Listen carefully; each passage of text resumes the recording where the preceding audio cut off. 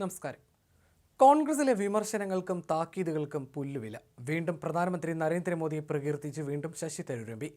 മോദി വ്യക്തിപ്രഭാവമുള്ള നേതാവാണെന്നും കോൺഗ്രസിന്റെ ഇടതുപക്ഷ നയങ്ങളിൽ നിന്നും രാജ്യം ശക്തമായ ദേശീയതയിലേക്ക് മാറിയെന്നും അദ്ദേഹം പറഞ്ഞു. വ്യക്തിപ്രഭാവമുള്ള നേതാവിന്റെ നേതൃത്വത്തിലും കേന്ദ്രീകൃത ഭരണത്തിലുമാണ് ഇത് സാധ്യമായതെന്നും തരൂർ കൂട്ടിച്ചേർത്തു. ലണ്ടനിലെ ജിൻഡൽ ഗ്ലോബൽ സർവകലാശാലയിൽ സംഘടിപ്പിച്ച പരിപാടിയിലാണ് തരൂർ ഈ പരാമർശം നടത്തിയത്. അതിനിടെ തരൂരിനെതിരെ നടപടി വേണമെന്ന ആവശ്യം കോൺഗ്രസിൽ ശക്തമാണ്.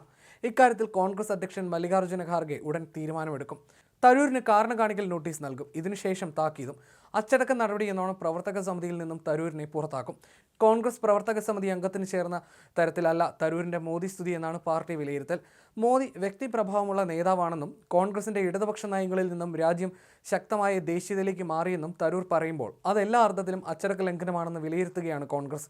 അടിയന്തരാവസ്ഥയെ വിമർശിച്ചുള്ള ലേഖനത്തിന് പിന്നാലെയാണ് മോദി പരാമർശം. ഇന്ദിരാഗാന്ധിക്കും സഞ്ജയ് ഗാന്ധിക്കുമെതിരെ കടുത്ത വിമർശനങ്ങളാണ് ലേഖനത്തിൽ ഉള്ളത്.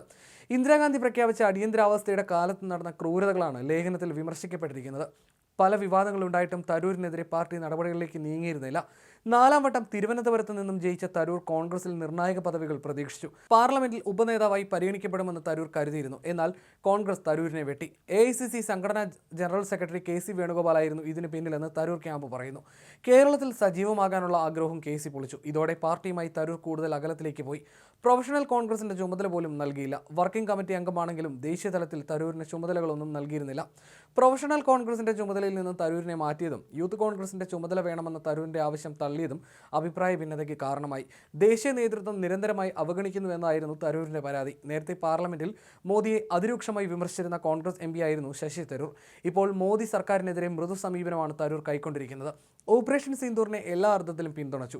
ഇതിനുശേഷം അടിയന്തരാവസ്ഥയിൽ ഇന്ദിരാഗാന്ധിയെ തള്ളിപ്പറയുകയും ചെയ്തു. അടിയന്തരാവസ്ഥ കാലത്തെ ക്രൂരതയിൽ നിന്ന് ഇപ്പോൾ ഇന്ത്യ ജനാധിപത്യത്തിലേക്ക് എത്തിയെന്നാണ് തരൂർ കഴിഞ്ഞ ദിവസം ലേഖനത്തിൽ വിശദീകരിച്ചത്. അടിയന്തരാവസ്ഥ പ്രഖ്യാപനത്തിന് അരനൂറ്റാണ്ട് പിന്നിടുന്ന വേളയിൽ BJP ഇതിനെ പ്രധാന പ്രചാരണ ആയുധമാക്കി ഉപയോഗിക്കുന്നതിനിടയിലാണ് തരൂരിന്റെ ഇത്തരത്തിലുള്ള ലേഖനം. മലയാളം, ഇംഗ്ലീഷ് ദിനപത്രങ്ങളിലൂടെയാണ് തരൂർ ഇന്ദിരാഗാന്ധിയുടെയും മകൻ സഞ്ജയ് ഗാന്ധിയുടെയും ക്രൂരതകൾ വിവരിച്ച് ലേഖനം എഴുതിയിരിക്കുന്നത്. അടിയന്തരാവസ്ഥയെ ഇന്ത്യയുടെ ചരിത്രത്തിലെ ഒരു ഇരുണ്ട അധ്യായമായി മാത്രം ഓർക്കാതെ അതിൻ്റെ പാഠം നമ്മൾ ഉൾക്കൊള്ളണമെന്നും തരൂർ ഓർമ്മപ്പെടുത്തുന്നു. 21 മാസത്തോളം മൗലിക അവകാശങ്ങൾ റദ്ദാക്കപ്പെട്ടു. പത്രങ്ങളുടെ വാ മൂടിക്കെട്ടി. രാഷ്ട്രീയ വിയോജിപ്പുകൾ ക്രൂരമായി അടിച്ചമർത്തപ്പെട്ടു. സ്വാതന്ത്ര്യം, സമത്വം, സാഹോദര്യം എന്നീ ഭരണഘടനാപരമായ വാഗ്ദാനങ്ങളുടെ സത്ത കടുത്ത പരീക്ഷണത്തിലായി. ലോകത്തിലെ ഏറ്റവും വലിയ ജനാധിപത്യ രാജ്യവും ശ്വാസമടക്കി പിടിച്ചു നിന്നു. 50 വർഷങ്ങൾക്ക് ഇപ്പുറവും ആ കാലഘട്ടം അടിയന്തരാവസ്ഥയായി ഇന്ത്യക്കാരുടെ ഓർമ്മകളിൽ മായാതെ കിടക്കുന്നുവെന്ന് തരൂർ ലേഖനത്തിൽ കുറിച്ചിരുന്നു. അച്ചടക്കത്തിനും ക്രമത്തിനും വേണ്ടിയുള്ള ശ്രമങ്ങൾ പലപ്പോഴും പറഞ്ഞറിയിക്കാൻ വയ്യാത്ത ക്രൂരതകളായി മാറി. ഇന്ദിരാഗാന്ധിയുടെ മകൻ സഞ്ജയ് നയിച്ച നിർബന്ധിത വന്ധ്യംകരണ പരിപാടികൾ അതിനുദാഹരണമാണ്. ദരിദ്ര ഗ്രാമീണ പ്രദേശങ്ങളിൽ സ്വേച്ഛാപരമായ ലക്ഷ്യങ്ങൾ നേടുന്നതിന് ബലപ്രയോഗവും അക്രമവും ഉപയോഗിച്ചു. ന്യൂഡൽഹി പോലുള്ള നഗരകേന്ദ്രങ്ങളിൽ ചേരികൾ നിഷ്കരുണം ഇടിച്ചു നിർത്തി ആയിരക്കണക്കിന് ആളുകളെ ഭവനരഹിതരാക്കി. അവരുടെ ക്ഷേമത്തെക്കുറിച്ച് പരിഗണനയെ ഉണ്ടായിരുന്നില്ല. ഈ പ്രവൃത്തികളെ പിന്നീട് നിർഭാഗ്യകരമായ അതിക്രമങ്ങളായി ഗൗരവം കുറച്ച് ചിത്രീകരിച്ചു. അടിയന്തരാവസ്ഥയ്ക്ക് തൊട്ടുപിന്നാലെ ഒരു താൽക്കാലിക ക്രമം സ്ഥാപിക്കപ്പെട്ടെന്നും ജനാധിപത്യ രാഷ്ട്രീയത്തിന്റെ അരാജകത്വത്തിൽ നിന്നും താൽക്കാലിക ആശ്വാസം ലഭിച്ചെന്നും ചിലർ വാദിച്ചേക്കാം. എന്നാൽ ഈ അക്രമങ്ങൾ അനിയന്ത്രിതമായ അധികാരം സ്വേച്ഛാധിപത്യമായി മാറിയ ഒരു വ്യവസ്ഥിതിയുടെ നേർഫലമായിരുന്നു.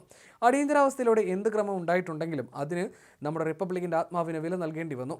വിയോജിപ്പുകളെ നിശബ്ദമാക്കിയതും യോഗം ചേരാനും എഴുതാനും സ്വതന്ത്രമായി സംസാരിക്കാനുമുള്ള മൗലികാവകാശങ്ങൾ വെട്ടിച്ചുരുക്കിയതും ഭരണഘടനാപരമായ നിയമങ്ങളോടുള്ള പരസ്യമായ അവഗണനയും ഇന്ത്യൻ രാഷ്ട്രീയത്തിൽ മായാത്ത മുറിവേൽപ്പിച്ചു. നീതിന്യായ വ്യവസ്ഥ പിന്നീട് നട്ടെല്ല് വീണ്ടെടുത്തെങ്കിലും തുടക്കത്തിലെ ഇടർച്ച പെട്ടെന്ന് മറക്കാനാകുമായിരുന്നില്ല. ഈ കാലത്തെ അതിക്രമങ്ങൾ എണ്ണമറ്റ മനുഷ്യർക്ക് ആഴത്തിലുള്ളതും ശാശ്വതവുമായ നാശമുണ്ടാക്കി. പീഡിത സമൂഹങ്ങളിൽ ഭയവും അവിശ്വാസവും അവശേഷിപ്പിച്ചു. അടിയന്തരാവസ്ഥ പിൻവലിച്ചതിനു ശേഷം 1977 മാർച്ചിൽ നടന്ന ആദ്യത്തെ സ്വതന്ത്ര തെരഞ്ഞെടുപ്പിൽ തന്നെ ഇന്ദിരാഗാന്ധിയെയും അവരുടെ പാർട്ടിയും വൻ ഭൂരിപക്ഷത്തിൽ പുറത്താക്കി അവർ അത് പ്രകടിപ്പിക്കുകയും ചെയ്തുവെന്നും തരൂർ ലേഖനത്തിൽ പറയുന്നു.